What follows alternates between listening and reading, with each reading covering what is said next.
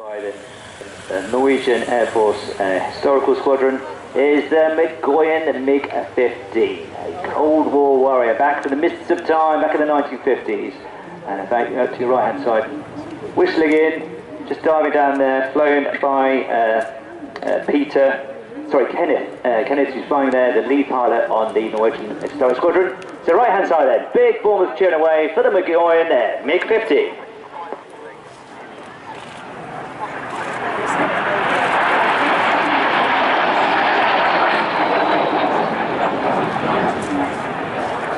So right to left there, flying this beautiful MiG-15.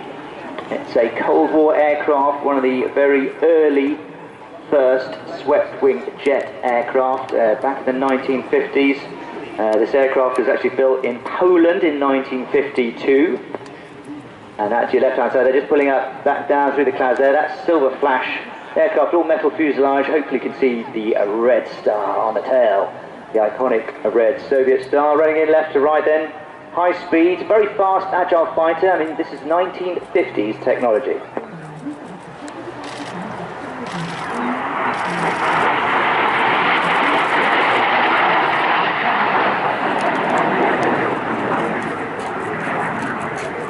So yeah, pulling up high there. This aircraft, back in the 50s then, still propeller aircraft, piston aircraft. Some of the vintage aircraft would also see flying today. They were still in ascendancy, but this new jet, this swept-wing jet, certainly raised a few eyebrows as it was fighting in the Korean War, provided by the Soviets. And the Korean War was the real testing ground for this aircraft, and it was a real menace. Capable, fast, agile, and incredibly small. A very, very difficult opponent.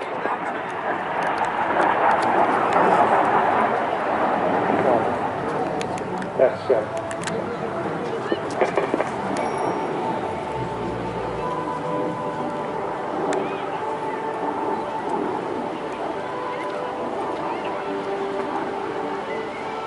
So the Cold War was this aircraft then forming the backbone of more development aircraft, MiG-15 and onwards. Started the old MiG-21s and all the aircraft that we see flying out today. And this beautiful little aircraft, quite an adversary for the piston aircraft that were flying it. Indeed, one was indeed shot down by a piston aircraft, by a Sea Fury. And again, a very fortunate circumstances, to be able to chase down and catch up a jet with a piston aircraft. The swept wing allowed the aircraft to maintain its speed, and it's the small size meant it very difficult to pick up in the visual dogfighting as it was then. Again, the weapons that they had, very limited, pretty much line of sight, point-and-shoot type weapons. No technology, no helmet-mounted sights, just pure handling, skill, speed, strength, and agility.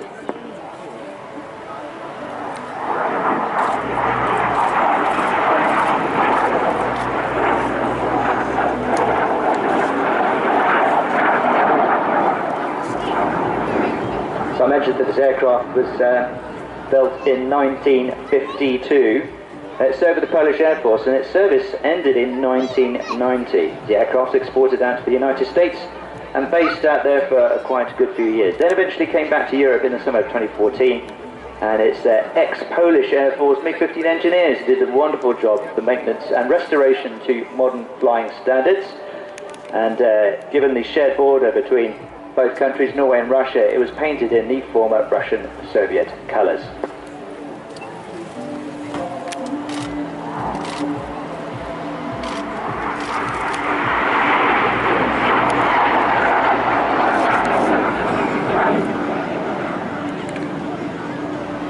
Norwegian Air Force, again, share a border with Russia, very much involved in the Cold War, the silent war that may have heard about, read about in history books for the younger members of the audience.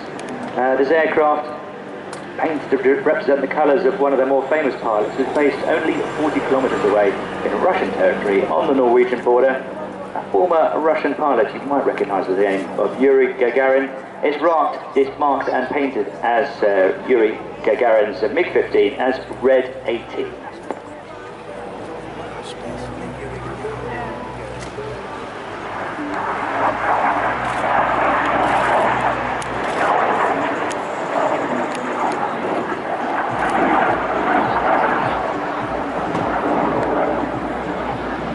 The aircraft here, lovely little roll there. Over nearly 3,500 models of this aircraft were built. When I mentioned the size, it is quite small, and even this is the bigger, slightly bigger cockpit with the two-seat, obviously allowing training to occur. But I mentioned that armament a little bit earlier, a while back, and that was just a single 12.7mm machine gun, and that was for dogfighting at speeds in excess of 400 miles an hour.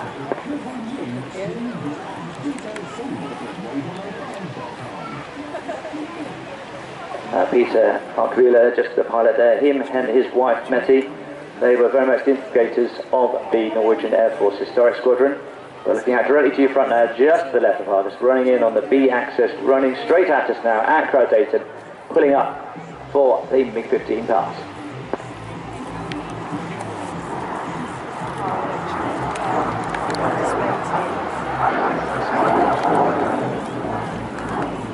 Kenneth Arkvila, he first started flying in his childhood.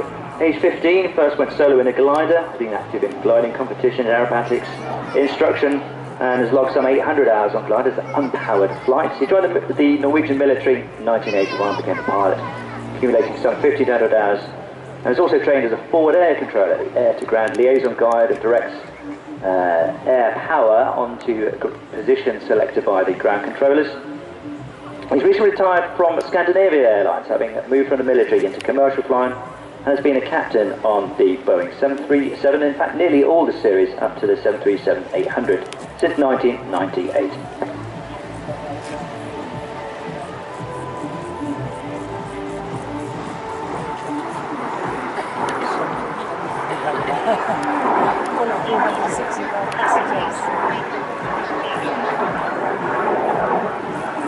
So the Norwegian Air Force's Stockholm Squadron, they operate another 2 aircraft, 2 vampires, which hopefully we'll again see this weekend. But the small outfit entirely run by volunteers through subscriptions and donations. And as Kenneth said, his only aim is to keep these aircraft in the air and not on the ground. But he loves flying them, this aircraft and the others that they fly. A small select outfit representing the Norwegian Air Force and its history. Often they do combine fly past with the Norwegian Air Force F-16s. But now, ladies and gentlemen, from your right-hand side there, I can just hear Kenneth settling in and calling in for his last pass. Let's give Kenneth Arkvila and the Norwegian Air Force Historic Squadron a big cheer, big wave for a last pass of the MiG-15. Big cheer, everybody. Let's give him a wave. He can see you. Oh, and a wing wangle as well. Absolutely splendid. Well done, Ken. I love that machine. It just brings all that history of tension and Cold War history back again, doesn't it? The faggot, as NATO refer to it. Codename faggot, George. Codename faggot. Yeah, indeed.